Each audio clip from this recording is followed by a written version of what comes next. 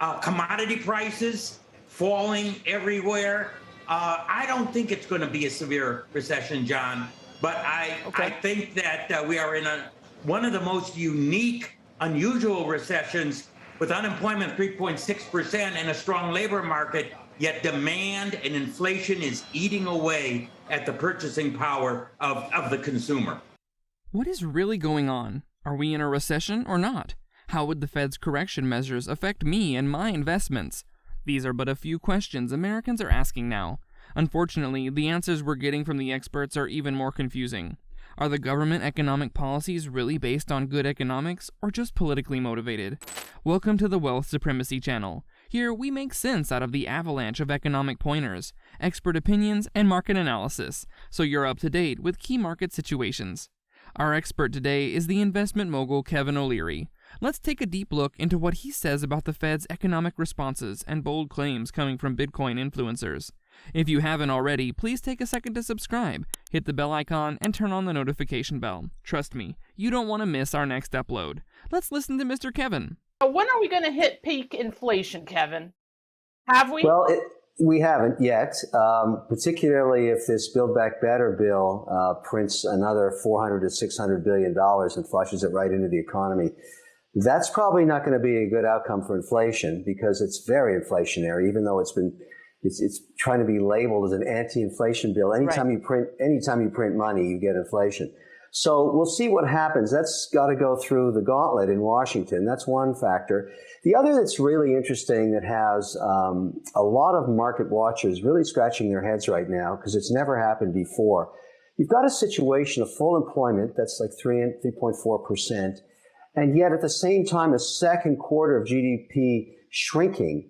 That has never happened before. So one way to interpret that is to say the productivity of the 2+ million new workers that have just been booked into the economy must be very, very low.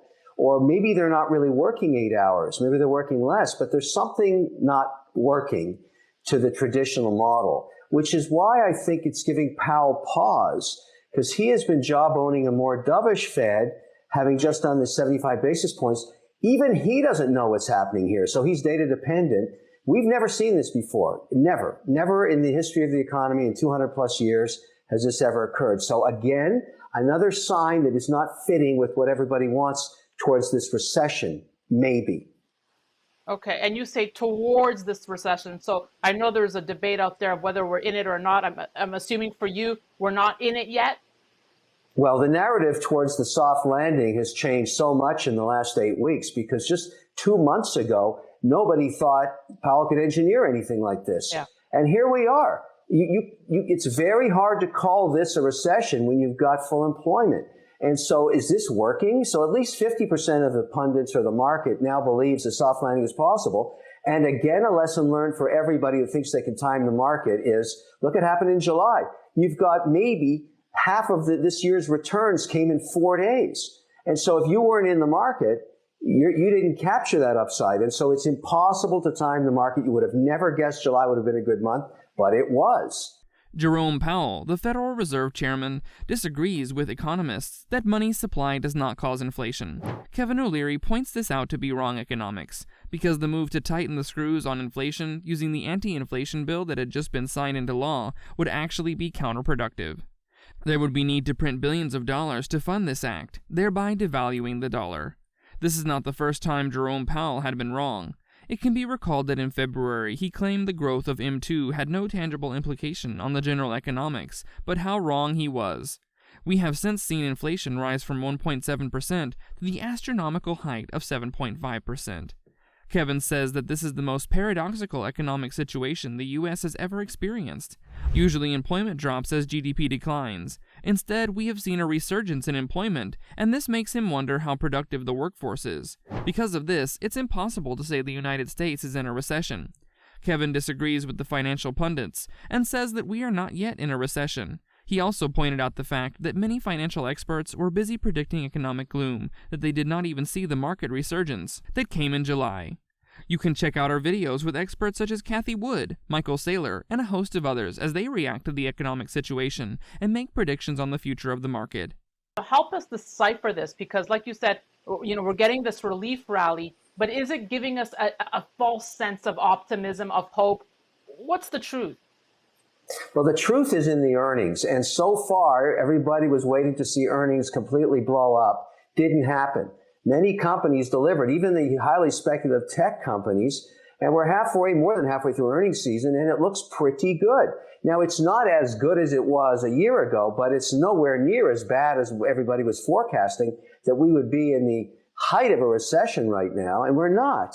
And so this is a very difficult time to make a decision between fixed income and equities because, as you mentioned earlier in the show, we've got an inverted yield curve that's generally never good. But again, when you can't tell me why we have full employment, 2.5 more million people working, and low productivity, then maybe you want to be a little careful about making more decisions about raising rates or changing policy or raising taxes. They all sound like really bad ideas until you've really figured out the riddle of what's going on in this economy. We don't know. Exactly. So my attitude is to stay long equities, continue at a 30% weighting in fixed income. That's very low for me. Usually it's 50%. And just wait and see what happens. My names are high quality names that provide cash flow and distributions. But it doesn't matter what sector you pick. You've been doing quite well in the last 4 weeks.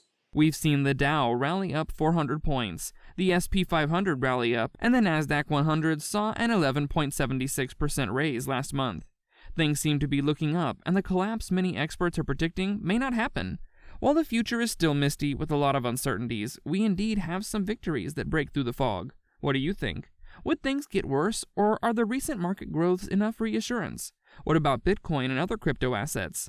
Is the recent rally really a victory? Let's hear what Kevin has to say. Specific to your holdings, Kevin, what's been your personal strategy with the cryptos with this down period we're in? Have you been adding to your position? Have you stopped? Are you good with what you have? What's your take?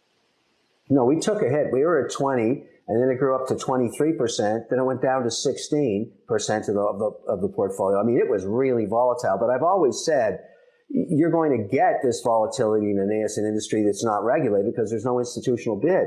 So probably at the low, we're at 15%. We lost, 40% of the value. And now we've come back up on some projects, and they haven't all come back at the same pace.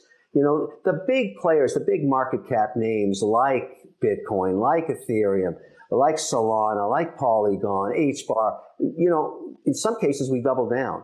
We took advantage of the extreme volatility in the large cap names like ETH and like Bitcoin. Why not add to the position if you're going to stay long? But, everybody trying to manage this space, I don't care who you are. If you tell me you made money in the last 90 days, I know you're lying. You've lost money and you're just averaging down, hoping for this to climb back up. If you'd owned these positions for more than 2 years, you're basically in a break-even situation. So this asset class is not correlated with anything, as people thought. It's not correlated with inflation yet, but the real problem, and every time you and I talk about this, it's really a gauge on where the institutional buyer is. And right now, zero. They have no Bitcoin. Anybody that tells you the institutions, the sovereigns own it is full of poo-poo. Concerning Bitcoin and other major cryptocurrencies, Kevin says he's not been able to make any profits in the last 90 days, despite the recent rally. Though the current market price is still very profitable for the miners who are mining at a cost of about $7,000 per Bitcoin, it is not yet a good market for those seeking short-term returns. He also calls out influencers and key figures claiming that Bitcoin is being added to the investment portfolios of sovereignties. This, according to him, is untrue, and I agree that cryptocurrency investors should be very wary of news such as this. Like, subscribe, and leave your comment. We love hearing from you. Don't miss our next upload. Cheers.